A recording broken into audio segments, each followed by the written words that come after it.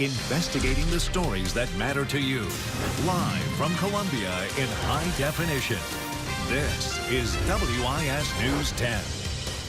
Filthy conditions, poor maintenance, and residents crammed into tight rooms. Just a few of the problems on a new report. Would you want your loved ones living like this? WIS investigates the dark side of nursing homes. Good evening. Thanks for watching tonight. I'm Ben Hoover, and tonight a WIS investigation going inside the world of nursing homes and assisted care facilities. Earlier on the news at 5, we showed you the dark side of nursing homes and trouble hundreds of thousands of families across the state face when trying to choose the safest, cleanest homes for loved ones. Our Jody Barr investigated Midland's assisted care facilities, and Jody, what many people will see here tonight will be shocking, and it'll open a lot of eyes, I think. Well, you could also be disgusted because some of these places are causing state health inspectors lots of trouble, and the people living in some of these places, inspectors say, are living in filth. And in the picture above, you've got your dead roaches, you've got a mouse trap, and just filth. And this is, underneath someone's bathroom sink. This is not a place that you or I or anyone would call home. Vicki McGahee and Brenda Stalzer spent months visiting more than 30 residential care homes across the state. They went into the living conditions, life and safety features, and the overall quality of life these facilities provide for the state's poor and disabled. What they found wasn't good. What percentage of the ones that you went in did you find problems that were problems enough in your organization's mind to put them in this report? Many of them. Yeah, probably most of them. Stalzer and McGahee work for a unit called Protection and Advocacy, a group that helps DHEC inspect residential care homes. They just released a report of what they found: unsafe, overcrowded, and cluttered recreation areas, rotting seating, poor maintenance, filthy pillows and bed sheets, residents crammed into tight rooms with very little personal space. Then there's this: unclean bathrooms and residents living with roach infestations. Brenda Stalzer visited every single home in the report. It's awful. It's heartbreaking. It's heartbreaking. I mean, in the beginning it was hard to keep going, and I thought, how am I going to keep doing this job, because it was so heartbreaking. But knowing that we're trying to make a difference, and we do see changes, and that's what keeps us going. There are 477 residential care homes in South Carolina, and 17,000 people live in them. Residents pay more than $1,100 a month to live in these facilities, but are they getting what they paid for? We set out to see. We went to 4 homes where inspectors found serious problems. We wanted to see the latest health inspection, which is by law supposed to be posted for public inspection. The first, Southern Heritage in West Columbia. Hey, I'm looking for Jonathan Douglas Sr. He's not here. He's not here. All right, I'm Jody Barr. I work with Channel 10 in Columbia. We came by today to take a look at your the inspection, the latest inspection from DHEC.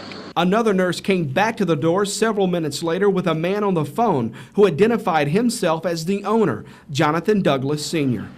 Well, we're here trying to take a look at the DHEC inspection report from their latest inspection here at your facility. And it's supposed to be posted where the public can take a look at it. Can you tell me where it is? It's being worked on. You mind if we take a look around while we're here? No? Okay. All right. Thank you very much. DHEC inspected Douglas's facility 3 weeks ago, and records show agents found live roaches inside a cabinet next to the microwave and in the refrigerator. DHEC also found resident records and medication record keeping violations. The owner never allowed us to see his report. Could you show us around while we're here? I can't do that. You can't do that? Next, we visited Miles Residential Care Home on Coon Store Road near Blythewood.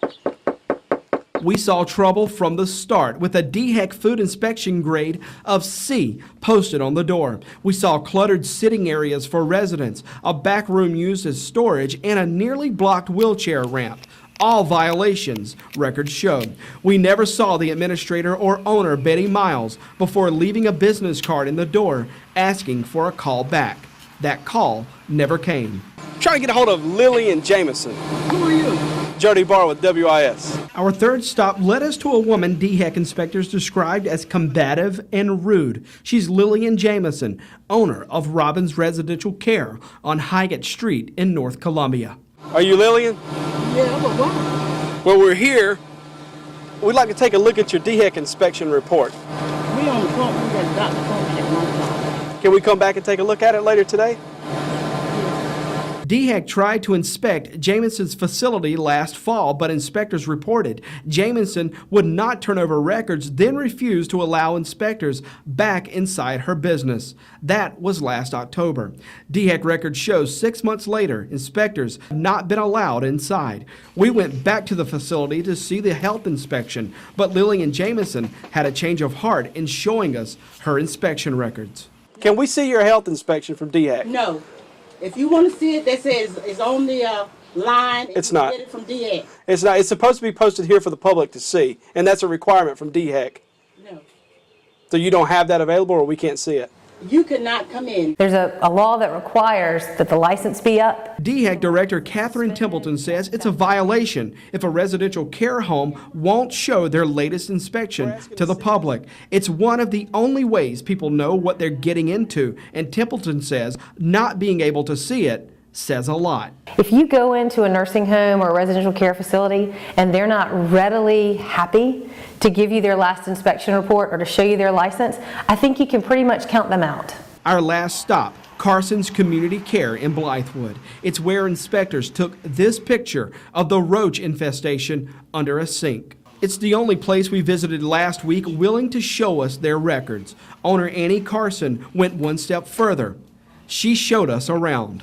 Up under this sink, we had roach beds up under the beds up under here, which have been corrected. Months later, Carson's fixed the roach problem. DHEC records show she's fixed everything inspectors wrote her up for. Is this a clean, safe place for people who need a facility like this to live? Yes, I would think so. At least we try to keep it as clean as possible. Inspectors say cases like Annie Carson don't always end with full compliance and a willingness to change. It's obvious that from what you found, there is a range of standards, but some, it's fair to say, failing miserably. Correct. Correct. Well, again, the places we just showed you are home to tens of thousands of states, the states disabled and poor. Choosing one of these facilities will take some tough research. That's because the DHEC inspection reports are not posted online. You either have to file a Freedom of Information Act request with DHEC, or like we did, visit each home and hope they show you these reports. Even when they are placed online, and Catherine Templeton with DHEC said they hope to have that online by the end of the year, even if families are able to go there and take a look, what they find won't help matters, because so many of them, as you said, are failing grades in these inspections. Yeah, and I think DHEC tells me it's sort of twofold. On one end, they have the regulations. You know, is it clean? Is the structure and sound quality, you know, is it livable? And then there's sort of the quality of life issues that the advocacy group we showed you point out, bring it to DHEC's attention, but it's all down to enforcement. Is DHEC enforcing the laws? And if they are, who's taking care of the quality end of these homes? And then you're getting into a whole other issue, which is a staffing issue, I would imagine. Yeah. Yeah, exactly. Okay. And DHEC has very few people to cover a wide range of these facilities. I mean, it makes you angry looking at some of that video and some of those details. Jody, thanks so much. Appreciate it. Yeah, man.